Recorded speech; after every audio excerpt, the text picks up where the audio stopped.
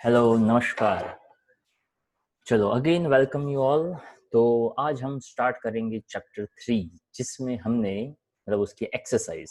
Okay, तो आज का जो वीडियो है वो चैप्टर 3 की एक्सरसाइज को लेकर है। जनरली चैप्टर 3 का थ्योरी हम कर चुके हैं, उसके प्रैक्टिस प्रॉब्लम्स जो थे वो भी हम कर चुके हैं। आप उन प्रैक्टिस प्रॉब्लम्स को जितनी बार लिखेंगे, जितनी बार उसका रिवीजन करेंगे, उतना आपके लिए ज़्यादा फायदेमंद हो सकता है।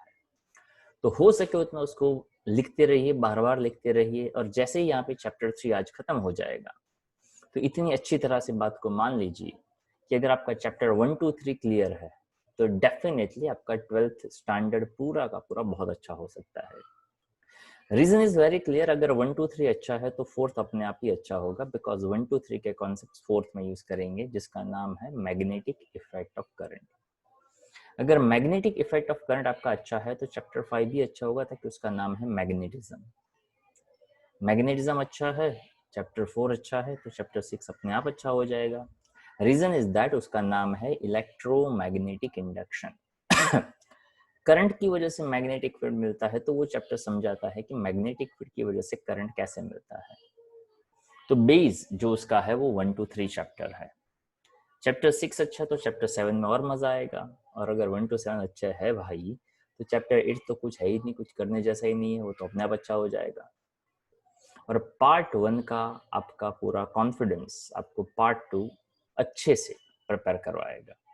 बिकॉज पार्ट 2 जैसे स्टार्ट होता है, मैं आगे भी आपको बता चुका हूँ, पार्ट 2 है उसमें ray optics, wave optics, atoms, nucleus.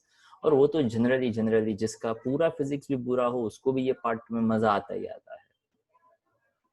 तो जो कुछ भी है वो है chapter 1 2 3।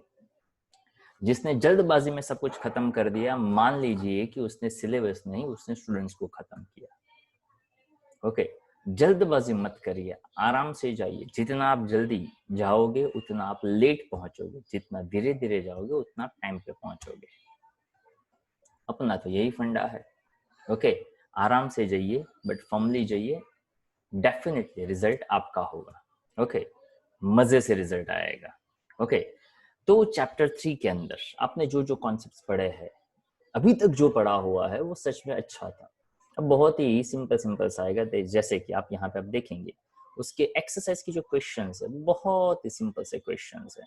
Okay, if you remember it, हमने इसके एक्सरसाइज के क्वेश्चंस ऑलरेडी आपको होमवर्क में दिए थे, जिसमें से आगे के 1 2 3 4 5 5 क्वेश्चन है जिसमें सच में कुछ करने जैसा नहीं है। फिर भी एक ओवरव्यू ले लेते हैं कि क्या क्या उसमें आप इनपुट्स दे सकते हैं। ओके, जैसे कि फर्स्ट क्वेश्चन है, the storage battery of A car has an EMF of 12 volt. If the internal resistance of the battery is 0.4 ohm, what is the maximum current that can be drawn? अगर आप बहुत ही simple सा idea भी लगाते हो, 12 volt 0.4 ohm and they ask for the current, तो I is equal to V by R, question खत्म हो गया। ओके, उसके बाद question number 2, a battery of EMF 10 volt, again internal resistance 3 ohm connected to a resistor. If the current in the circuit is 0.5 ampere, what is the resistance of that resistor? Again, you can use the same formula, पर जहां पे small r लिखा है उसके बजाय small r plus capital R कर दीजिए और उस कैपिटल R को फाइंड करना है। That's it. तो देखिए I is equal to E by R plus small r, आपके पास I दिया, E दिया, स्मॉल r दिया, तो कैपिटल R आपको मिल जाएगा। उस टर्म को आप सब्जेक्ट ऑफ इक्वेशन बना दीजिए और वहां से ये हो गया आपका कैपिटल R का value 17 ohm. And then after you can also find out the terminal voltage as V is equal to I capital R। तो I दिया हुआ है, कैपिटल R यहां से मिल गया आपका terminal voltage. I hope it's clear. पर ये जब आप समझते हैं तो आपको एक और बात का ध्यान और ज्ञान दोनों ही होने चाहिए। ओके, ध्यान उस बात का होना चाहिए कि हमें फाइंड क्या करना है, और ज्ञान उस बात का होना चाहिए कि ईएमएफ और टर्मिनल वोल्टेज में डिफरेंस किस बात को लेकर है। आई होप इट्स क्लियर। ओके, तो ध्यान भी रखना है, और ध्यान तभी रहेगा जब हमारे पास कुछ ज्ञान होगा। ठीक है। और हाँ, ये बात तो मैं भाई आपको बताना भूल जाता हूँ हर बार, कि जो भी आप वीडियो देखते हैं, अगर वीडियो अच्छा लगता है तो वीडियो को आप लाइक कर सकते हैं, ओके आप चाहो तो आपके जो फ्रेंड्स है जो कहीं पे पढ़ रहे हैं but they are not happy with that only live lectures और फिजिक्स के वो वीडियो देखना चाहते हैं तो आप उसके साथ शेयर भी कर सकते हैं। ओके ज्ञान बांट सकते हैं, अपने को कोई प्रॉब्लम नहीं है। तो जो भी वीडियो देखते हैं या तो पहले के देखे हुए हैं, ओके तो वहां पे वापस जाकर उसको रिवाइज करते करते भी आप उस वीडियो को लाइक कर सकते हैं। ओके लाइक करिए और शेयर भी आप सबके साथ कर सकते हैं। हाँ अगर आपको कुछ नहीं समझ में आता है, अगर आपको कुछ अच्छा लगता है तो भी आप कमेंट्स में लिख सकते हैं। अगर आपको कुछ प्रॉब्लम है तो वो भी आप मुझे व्हाट्सएप में अलग से लिख सकते हैं, वहां पे भी लिखो, मुझे कोई प्रॉब्लम नहीं है। ओके ताकि it's a open place. Okay लिख सकते हैं, कोई प्रॉब्लम नहीं है। ओके बट अच्छी बात हो तो भी आप वहां बता सकते हैं, कुछ अच्छा नहीं लगता है, कुछ समझ में नहीं आता है, कोई डाउट है तो भी आप वहां पूछ सकते हैं। पर वहां पे पूछा हुआ डाउट उसका जो सॉल्यूशन आने में शायद थोड़ा सा टाइम लग सकता है। Okay so it's a better part कि अगर कुछ अच्छा नहीं लगता है, कुछ समझ में नहीं आता है तो हमारा जो नंबर है वहां पे आप मुझे पर्सनल में भी पूछ सकते हैं। ओके सो आई रिक्वेस्ट कि आप जो भी वीडियो आपने देखे हुए हैं इफ इट्स नॉट गिवन तो आप फिर से सभी वीडियो को थोड़ा सा रिवाइंड करिए, रिवाइज करिए, वीडियोस को लाइक करिए, कुछ कमेंट करिए, कुछ अपने इनपुट्स दीजिए। ओके क्या अच्छा लगा, क्या अच्छा नहीं लगा, क्या समझ में आया, क्या समझ में नहीं आया। ओके और क्या ऐसी कुछ बातें हैं जो अगर हम वहां पे अलग तरीके से शेयर करें तो भी शायद आपके लिए ज्यादा बेनिफिट हो सकता है। अगर ऐसा कोई थॉट है तो भी आप हमसे शेयर कर सकते हैं। ठीक है चलो उसके बाद ये जो क्वेश्चन है यहाँ पे एक्सरसाइज के क्वेश्चन ऐसा मान के चलिएगा कि एनसीईआरटी की बुक के अंदर ओके ज्यादातर चैप्टर्स में ऐसा है कि जो हमने प्रॉब्लम फॉर प्रैक्टिस दिया हुआ है that will 100% develop better concept clarity. और एक्सरसाइज के क्वेश्चंस है उसमें फॉर एग्जांपल 10 क्वेश्चंस है तो 10 में से 3 अच्छे होते हैं, 7 जो है वो बहुत ही सिंपल से होते हैं। तो हर एक क्वेश्चन में अपने आप में एक अच्छा क्वालिटी है, तो just try to maintain that quality और just try to understand that quality. Okay तो आप समझ, आपकी जो अंडरस्टैंडिंग है उसकी क्वालिटी को जितना आप मेंटेन करेंगे उतना आपको क्वेश्चंस जो है वो बहुत ही आसान लग सकते हैं। जैसे कि थर्ड क्वेश्चन था 1 2 3 तीन रजिस्टर्स है combined in series, what is the total resistance of the combination, simply add कर दो। If the combination connected battery 12 volt and find out the potential drop across each resistor. Series में voltage distributed होता है पर हर एक में पास होने वाला करंट सेम होगा, तो वहां पे V is equals to I1R1 या तो IR1 ताकि करंट जो है वो सब में सेम रहेगा। यही सेम टू सेम क्वेश्चन है, सीरीज की बजाय पैरेलल कर दे, 1 2 3 की बजाय 10 20 30 ले ले तो उसके हिसाब से उसमें रिस्पेक्टिव चेंजेस जो है वो हो सकते हैं। So these are the basic questions. Okay I hope ये सभी क्वेश्चंस आपने होमवर्क में कर दिए होंगे। वैसे इस लेक्चर के बाद आपको फिर से वो क्वेश्चंस तो लिखने ही है।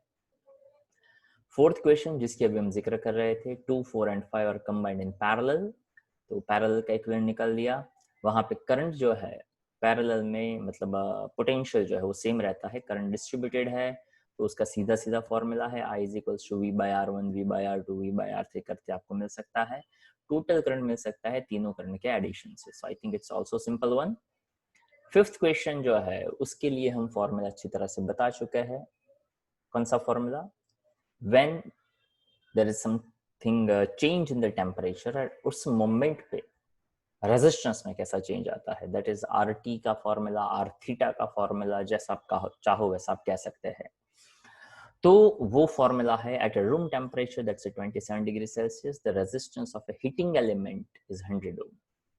What is the temperature of the element of the resistance found to be 117 ohm? मतलब दो रेजिस्टेंस दिए गए, एक रेजिस्टेंस रेफरेंस टेम्परेचर का, एक रेजिस्टेंस कोई टेम्परेचर बढ़ाने के बाद का, मतलब एक हो गया RT यानी resistance at some T temperature और theta temperature. This is consider as R0 और R थीटा 0, अब दोनों ही आप कह सकते हैं, ऐसा हमने आगे भी डिस्कस किया हुआ है।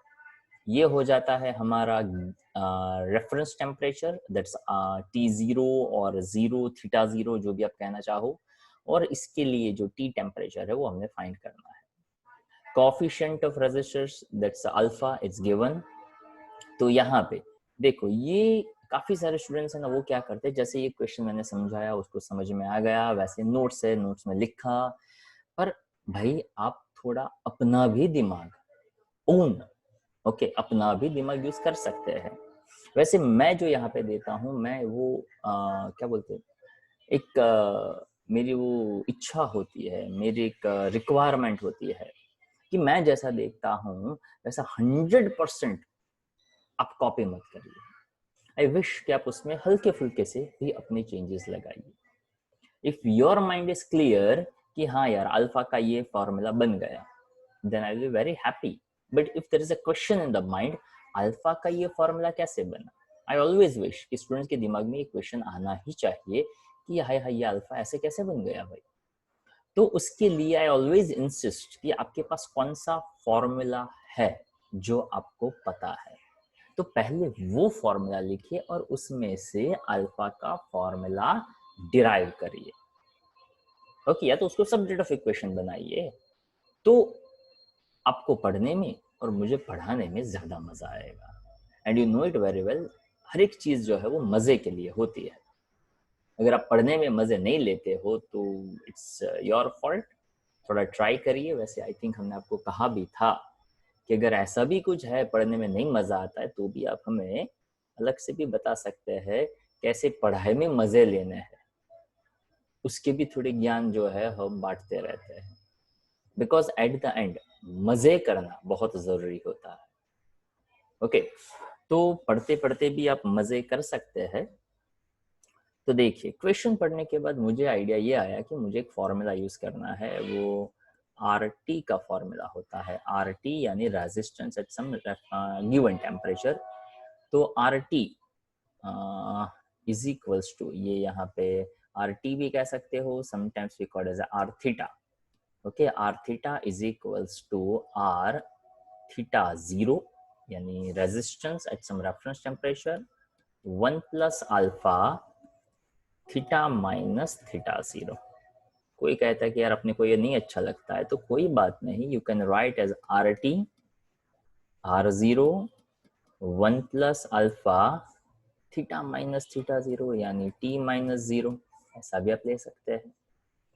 अब यहाँ पे जो दिया हुआ है, कोई कहता है कि नहीं अपने को ये कैसा है वो नहीं पता चला, तो कोई बात नहीं यार, it is a simple thing. R2 is equals to R1 1 plus alpha T2 minus T1। अब इतना तो दिमाग यार लगा सकते हैं आप। हाँ, किसी किसी को ये भी प्रॉब्लम होती है, ये R2 by R1 होता है तो ये R2 माइनस R1 कहाँ से आया। Use a little logic.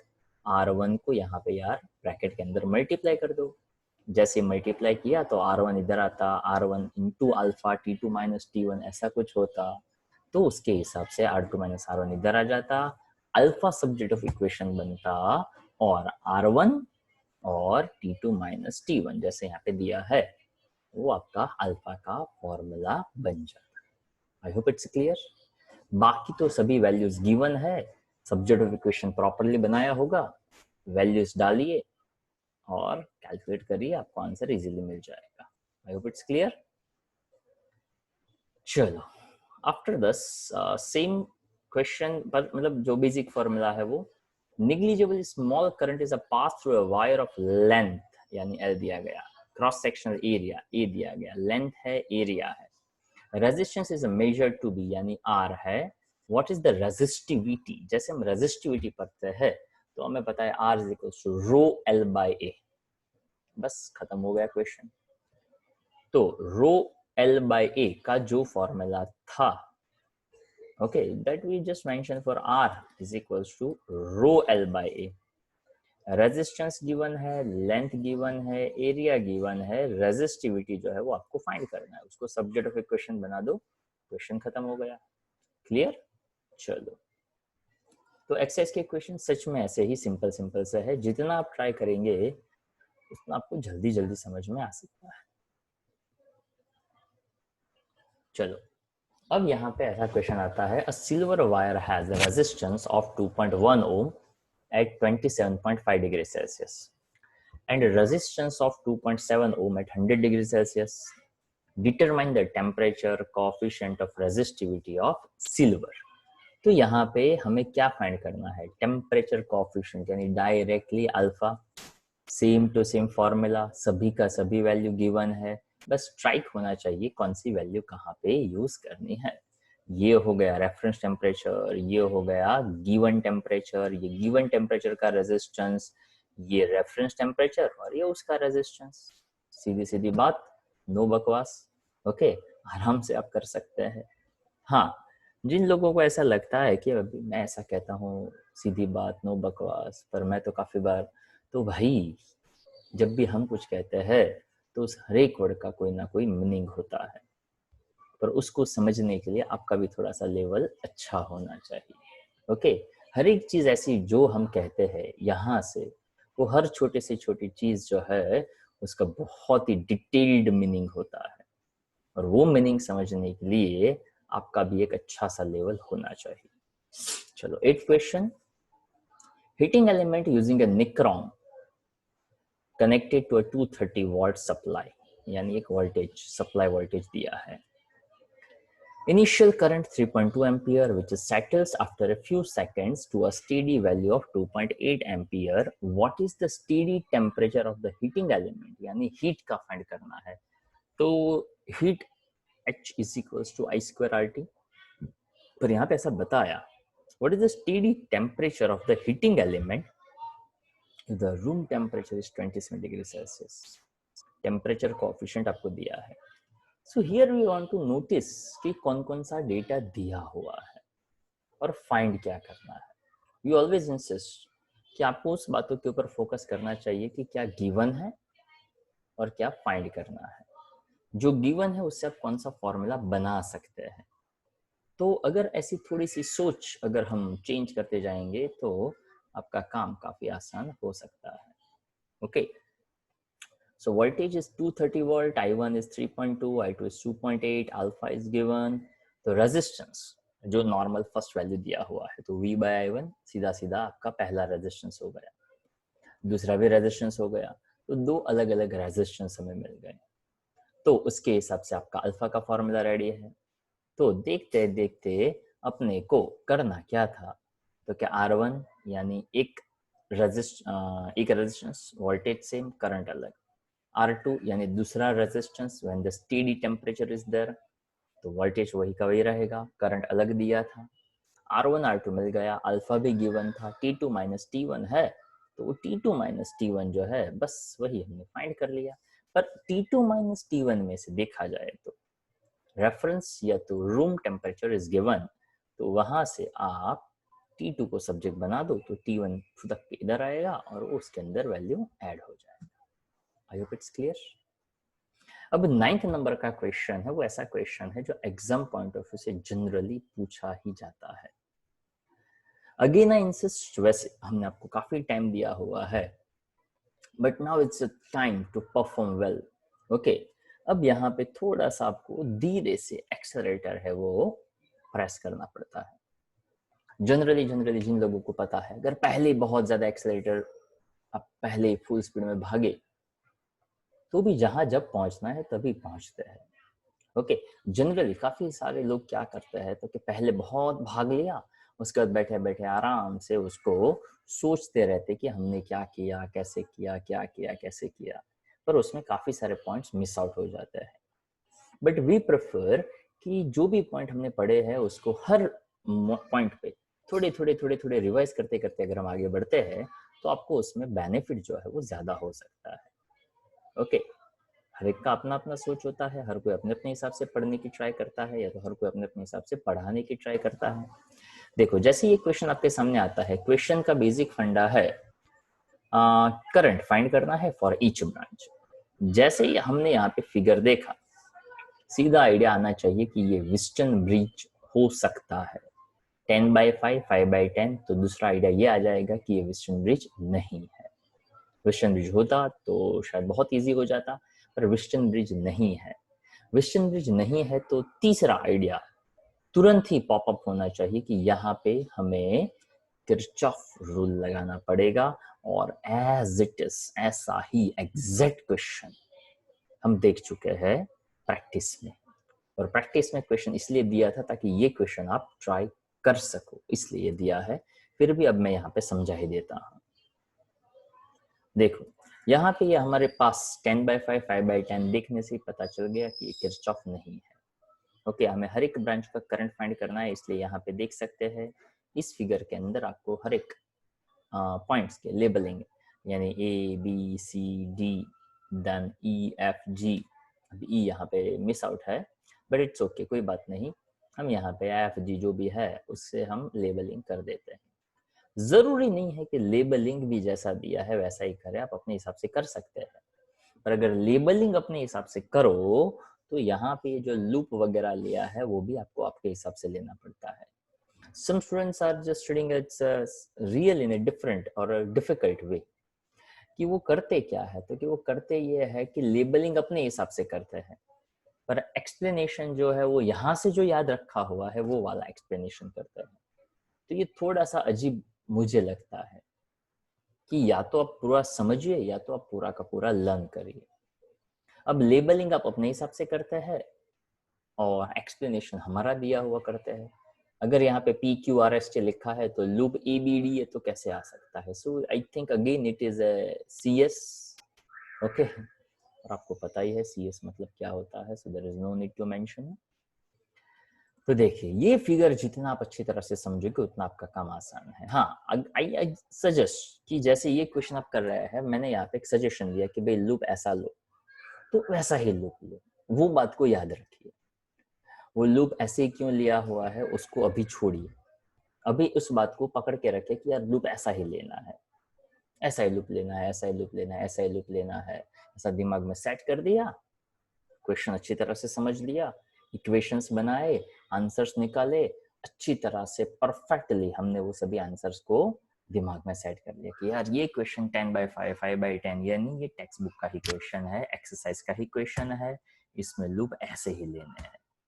जब वो एकदम फर्म हो जाए और कभी घर पे फ्री बैठे हो, बोर हो रहे हो, तो कुछ अलग ट्राई करिए और चेक करिए कि अगर हम अलग अलग लूप लेते हैं तो कौन से पॉइंट पे इफेक्ट आता है।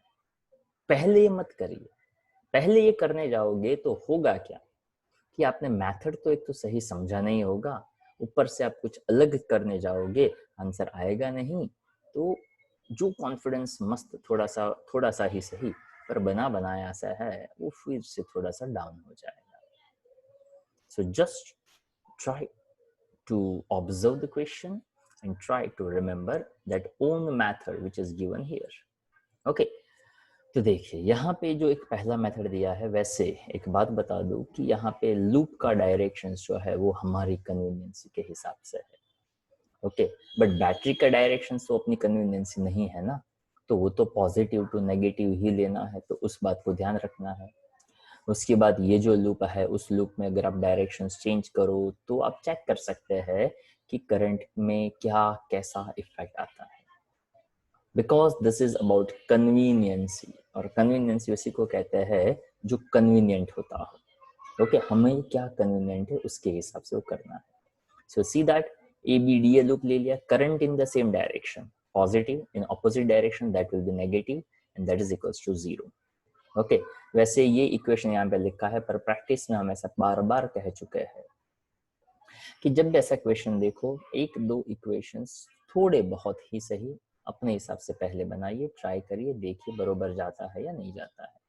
Second loop is a BCDB, same directions positive, opposite direction negative, same to same फंडा आएगा, इक्वल टू 0 ताकि वहां पे कोई बैटरी नहीं है। अब यहाँ पे वेरिएबल्स है I1 और I2, तीन वेरिएबल है, तो इक्वेशंस की भी जरूरत तीन की रहेगी। तो आप चाहो तो यहाँ से बनने वाला इक्वेशन 1 बना दो, यहाँ से बनने वाले इक्वेशंस को 2 बना दो। उसके बाद यहाँ पे एक और सजेशन है मेरा कि जैसे ये यहाँ पे लिखा है ना ए, तो ये अपने हिसाब से जैसा लिखा है वैसे का वैसा लर्न मत करिए। ओके, जैसे कि ये इक्वेशन है उसको मैं इक्वेशन 1 कह दूं, ये इक्वेशन को इक्वेशन 2 नहीं कहता, पर इसके बाद एक इक्वेशन में बना दूं क्या, तो कि 5i1 minus 5i3 minus 10i2 minus 10i3 minus 5i3 is equal to 0। इसको भी इक्वेशन नहीं बताऊं मैं, 1 वाला एक कि 5i1, i2 वाला भी एक 10i2, i3 वाला 5 5 10 और 10 20। I3 is equal to 0। इसको भी मैं इक्वेशन का नाम ना दूं, क्यों भाई? तो कि देखो, चाहो तो आप यहाँ से भी 5 कॉमन ले सकते हो ना, उसके बाद इक्वेशन 1, यहाँ से भी 5 कॉमन ले सकते हो, उसके बाद इक्वेशन 2। अगर ऐसा करते हो तो इक्वेशंस को सॉल्व करने में आपको मजा आ सकता है, और हमने ऑलरेडी कहा हुआ है मजा करना जो है वो जरूरी है। ओके, यहाँ पे ये दिया हुआ था i equal to i1 plus i2 है, ऐसा उसने इक्वेशन का नंबर बताया। उसके बाद इक्वेशन 1 दिया, इक्वेशन 2 दिया, इक्वेशन 3 दिया। इट्स ओके, कोई फर्क नहीं पड़ता है। ओके, 3 इक्वेशंस कौन कौन से लूप से बना है? एक लूप जो है उसमें हमें कवर अप करना पड़ता है ये बैटरी जो है ADCFGA, जहाँ पे आएगा ये I का कॉन्सेप्ट। और किधर गया? ओके, ये 10 वोल्ट वाला लिया ना, तो देखो यहाँ पे ये जो 10 वोल्ट वाला है वो आपको यहाँ पे लेना चाहिए, ठीक है? तो देखिए, ये जो लूप था ADCFGA, यानी जिसके अंदर हमें ये बैटरी भी कवर करनी है, ये बैटरी कवर करता है। तो यहाँ पे 10 ओम पॉजिटिव टू नेगेटिव गए, सेम डायरेक्शन में गए, यानी करंट आई आता है। पर यहाँ पे मेंशन किया कि आई की बजाय आप i1 प्लस i2 लगा सकते हैं, तो उससे जो इक्वेशन बनेगा। और बाद में तो देखो, नोट्स के अंदर तो सॉल्विंग इक्वेशंस ही होता है, और हम आपको ये बार बार बता चुके हैं। तो इक्वेशंस आप अपनी कन्वीनियंस के हिसाब से हो सके उतना सिंपल रखने का ट्राई करिए। ओके, फिर भी यहाँ पे मैं आपकी इस क्वेश्चन को लेकर थोड़ी सी हेल्प कर देता हूँ, ठीक है? कि जनरली ये जो पहला इक्वेशन है, अगर मैं पहला इक्वेशन एग्जैक्टली अगर मैं बनाना चाहूँ तो मेरे हिसाब से ऐसा बनेगा। मैं 5 कॉमन ले लेता हूँ, तो 2i1 plus i3 minus i2 is equal to 0, equation 1। अब ये जो दूसरा लूप था जिसको मैंने ऐसा थोड़ा सिंप्लीफाई किया, उसमें से भी मैं 5 कॉमन ले लूँ, तो ये आएगा i1 minus 2i2 minus 4i3 is equal to 0, equation number 2। और तीसरा वाला ये जो इक्वेशन था, जहां पे इस ब्रैकेट को ओपन कर दे, 5i2 10i2 10i3 10i1 plus 10i2। Okay, तो उसके हिसाब से अगर देखा जाए तो वैसे यहाँ पे दिया हुआ है, पर हम उसको अपने हिसाब से ही एक्सपांड कर दे, देख ले। तो देखो, i1 जो है उसका वैल्यू एक ही बार आता है, दैट इज 10i1। i2 है वो 10 5 15 और 10 25, यानी ये जो है वो ये आपका तीसरा इक्वेशन है। तो ये पहला इक्वेशन जो यहाँ पे लिखा था वही का वही लिखा है, दूसरा इक्वेशन जो यहाँ पे बन रहा है वही एक्सपांड करके लिखा है, और तीसरा ऊपर वाली वैल्यू से आता है। तो तीसरे इक्वेशन में भी अगर मैं चाहूँ तो 5 कॉमन ले सकता हूँ, तो वो बन जाता है 2i1 plus 5i2 plus 2i3 is equal to 0, और इक्वेशन 3। ऑन सॉल्विंग इक्वेशंस में अगर मैं बात करूं तो देखो, मुझे यहाँ पे फर्स्ट इक्वेशन और थर्ड इक्वेशन से मैं i1 को एलिमिनेट कर सकता हूँ, i2 और i3 का एक रिलेशन मिल सकता है। वो i2 equal to something i3 है, तो i3 equal to something i2 आएगा, वो मैं यहाँ पे कोई भी एक इक्वेशन में वो डाल सकता हूँ। सेम टू सेम मैं कोई दूसरे इक्वेशन में भी वो उसको सिंप्लीफाई कर सकता हूँ। अब उसके बाद जो है वो ऐसा बेसिक मैथ्स है जो आप लोगों ने काफी बार पहले ऑलरेडी किया हुआ है। Okay, and I always insist कि आप जो भी वीडियो पढ़ते जाओ तो वहाँ पे हर जगह पे जो भी लिखा हो उसको आप भी मेरे साथ साथ पैरेलल लिखते जाइए। जैसे ये मैंने पढ़ाया तो वीडियो को पॉज करिए, फिगर ड्रॉ करिए, ये पूरा लिखिए, इक्वेशन सॉल्व करिए, और उसके बाद आगे बढ़िए। ये होता है सही तरीका पढ़ने का। ओके, जो ये फॉलो करेगा रिजल्ट उसको मिलेगा, एंड इट्स ऑब्वियस। ओके, चलो, किया कि बड़े आगे, पॉज करिए, लिखिए, और खत्म करने के बाद आगे बढ़िए। इतनी जल्दबाजी अच्छी नहीं होती है, ठीक है? चलो नेक्स्ट, 10th नंबर का जो क्वेश्चन है वो हम ऑलरेडी डिस्कस कर चुके हैं, वैसे ही क्वेश्चन है जहाँ पे करना बहुत ही सिंपल सा है। वो आपको याद हो तो मीटर ब्रिज या तो फिगर देखकर शायद पता चल जाएगा, ज्यादा कुछ नहीं बोलना पड़ेगा। एक्स वाई रेशियो ले लो, एक का लेंथ दिया हुआ है, दूसरे का लेंथ मिल जाएगा, 100 माइनस करना है। ओके, तो ऐसे क्वेश्चंस भाई हम बार बार बार बार कर चुके हैं। सो आई होप अब उसमें मैं एफर्ट नहीं देता हूं तो भी आपको समझ में डेफिनेटली आ जाएगा। आई होप इट्स क्लियर। चलो, उसके बाद 11th नंबर का क्वेश्चन है, उसमें ऐसा हम बता देते हैं।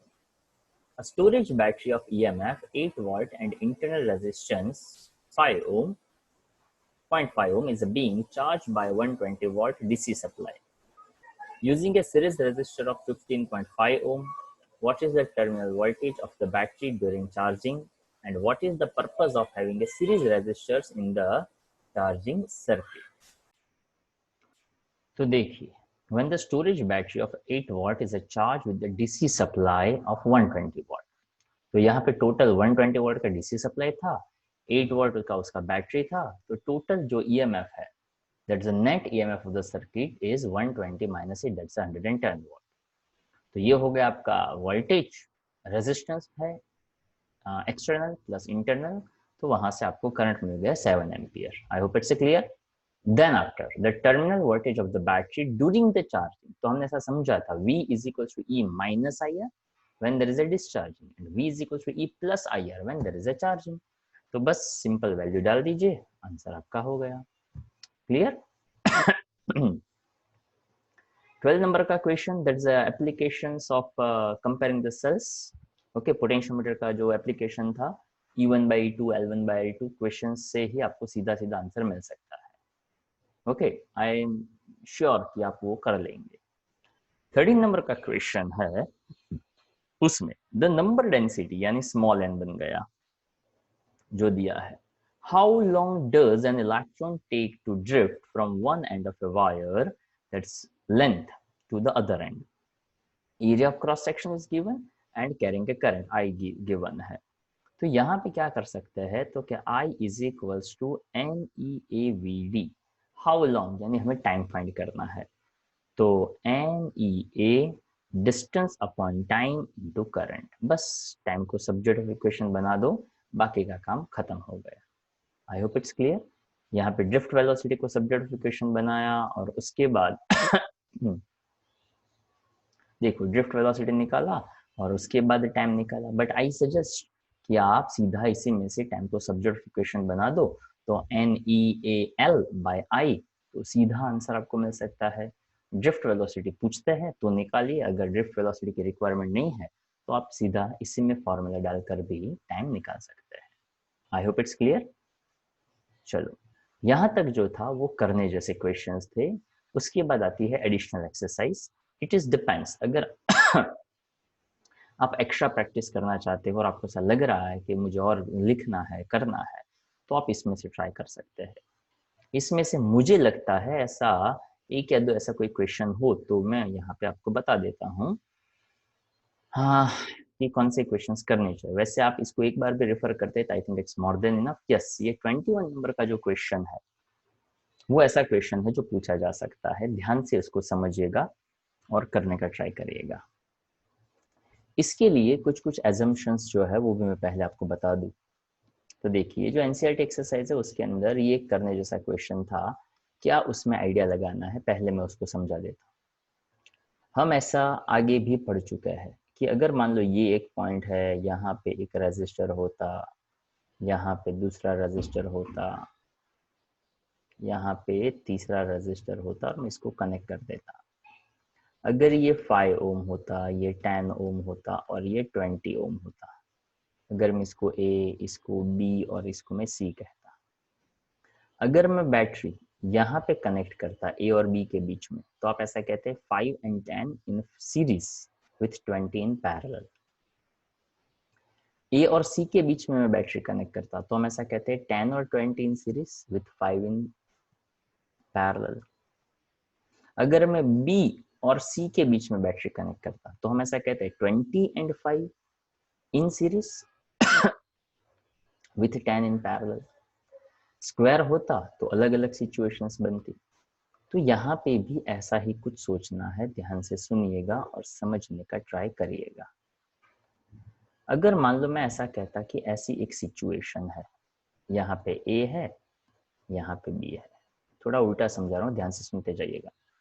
अगर ऐसे 3 रेजिस्टर है, इसका इक्विवेलेंट पूछो तो क्या कहेंगे, तो कि ये तीनों के तीनों सीरीज में है, राइट। पर अगर मान लो यहाँ पे एक रजिस्टर ऐसा होता, एक रजिस्टर ऐसा होता और एक ऐसा होता, तो आप क्या कहते हैं? तो हम यहाँ पे ऐसा सोचते कि ये बाद में आएगा, पहले ये 1, 2 और 3 सीरीज में होंगे, जो इसके साथ कैसा आ जाएगा, पैरेलल में। तो 1, 2, 3 का इक्विवेलेंट वो इसके साथ पैरेलल में, उसके बाद ये और ये फिर से सीरीज में, और तब जाकर हमें इक्विवेलेंट उसका मिलेगा। I hope you understand my point. अगर मान लो इसके आगे भी सेम सिचुएशन होती, तो फिर से हम क्या करते? अगर मैं कहता 1, 2, 3, 4, ओके, 4, 5, 6, 7, 8, 9, ठीक है, तो हम ऐसा कहते हैं कि 1, 2, 3 सीरीज विथ 4 इन पैरेलल, वो हमें मिलता है 4 dash, 4 dash 5 and 6 in series with 7 in parallel, वो बन जाता 7 dash. Then 7 dash 9 and 8 all are connected in series. समझ में आ रही है मेरी बात? ऐसा अगर हम सोच सकते हैं तो हमारा आइडिया ये जो 21 नंबर क्वेश्चन है उसके लिए काफी हद तक क्लियर हो सकता है। समझिएगा उस बात को।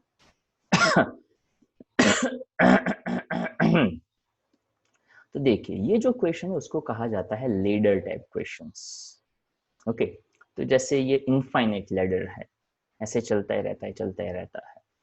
तो जैसे इनफाइनाइट सीरीज हो तो उसको देखने का सबसे पहला पॉइंट कैसा, कि ऐसा मानिए कि ऐसा इनफाइनाइट नहीं है। तो ऐसे जैसा बताया ना कि 1, 2, 3 सीरीज वो इसके साथ पैरेलल, फिर से 3 सीरीज, फिर से पैरेलल, फिर से सीरीज, फिर से पैरेलल, ऐसे चलता जाता। ठीक है, पर ऐसा इनफाइनाइट से चलते चलते आ रहा है, तो ऐसा एंड कहाँ तक आता? तो कि उसका एंड है ना, वो ये जो पॉइंट है ना वहां पे आता, और ये उसका मेन अंडरस्टैंडिंग का पॉइंट है। ध्यान से समझिएगा कि ऐसा कहीं से पीछे से चलते चलते आ रहा है, 3 सीरीज एक पैरेलल, फिर से 3 सीरीज एक पैरेलल, फिर से 3 सीरीज, फिर से उसके साथ पैरेलल, ऐसा करते करते हम देखते तो ये पॉइंट तक हम इनफाइनाइट का इक्विवेलेंट लेते लेते आते, जो किसी एक के साथ फाइनली पैरेलल जाता और बाद में फिर से वो सीरीज में आ जाते। तो यहाँ पे समझे, ऐसा इनफाइनाइट से चला आ रहा है ना, उसका इक्विवेलेंट मान लो मैंने x कह दिया, तो इनफाइनाइट से चलते चलते जो वैल्यू आ रही थी वो x बनी, जो इस 1 के साथ पैरेलल बना, और उसके साथ ये दोनों सिर्फ सीरीज में आएंगे। तो यहाँ पे उसने सब बताया कि ऐसा इनफाइनाइट से चले आ रहा है वो वैल्यू, और उसमें एक बार पैरेलल करो और हल्का सा 2 बार सीरीज करो, तो उसके बीच का वैल्यू भी x ही रहेगा, उसको कोई ज्यादा फर्क नहीं पड़ेगा।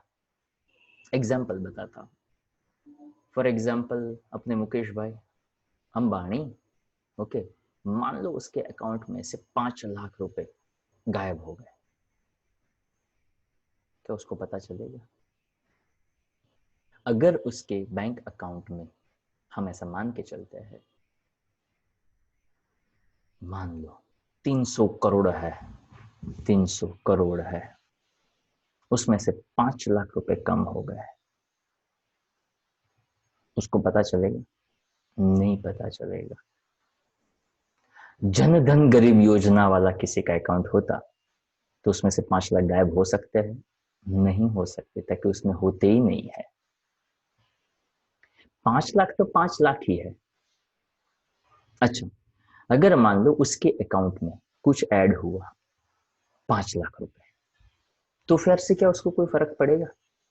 नहीं फर्क पड़ेगा। क्यों? तो कि पहले जो ऑलरेडी था वो इनफाइनाइट जितना था, उसमें कुछ ऐड ऑन करो, बहुत निगलिजिबल, कोई फर्क नहीं पड़ता है उसके कंपैरिजन में।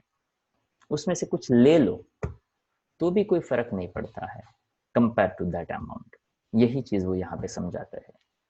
इनफाइनाइट से जो वैल्यू चला आ रहा था उस वैल्यू में हमने थोड़ा सा पैरेलल किया, थोड़ा सा हमने सीरीज किया, तो वैल्यू में कोई ज्यादा फर्क नहीं पड़ता है। That's why it's given resistance between A and B is equal to resistance equivalent to the parallel combination of X and 1 ohm. तो देखो that is X and 1 in parallel, तो X into 1 upon X plus 1, तो वो बन जाएगा X upon X plus 1. ये value in दोनों के साथ सीरीज में आएगा, यानी +2 करेंगे, ये रहा दिस +1 यानी 2+, यानी ये जो वैल्यू बना which is also equivalent to x, वो भी x के इक्वल बना. ओके अगर ये समझ में नहीं आता है फिर से उसको थोड़ा रिवाइंड करिए, समझने का ट्राई करिए, तो समझ में डेफिनेटली आ जाएगा. तो x equal to 2 + x upon 1 + x, take LCM, make one quadratic equation. इस क्वाड्रेटिक इक्वेशन का सॉल्यूशन सीधा सीधा निकलता है तो ठीक है, अदरवाइज आप कॉम्प्लेक्स सॉल्यूशन भी ले सकते हैं, -α या तो -b अपॉन -b प्लस और minus root delta upon 2a वाला. ओके तो यहाँ पे इस इक्वेशंस को आप ऐसे भी सॉल्व कर सकते हैं, और उसके हिसाब से प्लस और माइनस में माइनस वाला वैल्यू आता है 1 माइनस, तो माइनस जो पॉसिबल नहीं होता, इसलिए प्लस वाला वैल्यू हम यहाँ पे कंसिडर करते हैं, और उसके हिसाब से करंट का वैल्यू मिल जाता. तो ये क्वेश्चन जो है वो करने जैसा था. तो आज के लेक्चर में हमने पूरा जो एक्सरसाइज सॉल्व किया, तो वही आपका होमवर्क है. तो यहाँ पे मैं कह देता हूँ होमवर्क पार्ट 4 1 टाइम, पर पार्ट 4 में वही क्वेश्चंस करने हैं जो हमने यहाँ पे डिस्कस किए हैं, पूरा का पूरा वो एक्सरसाइज और ये एक्स्ट्रा में एक जो क्वेश्चन किया है वो, ठीक है. और इसका होमवर्क जल्द से जल्द सबमिट कर दीजिएगा. ओके चलो अभी यहाँ तक रखते हैं, पर पढ़ते रहिएगा जरूर. चलो बाय बाय.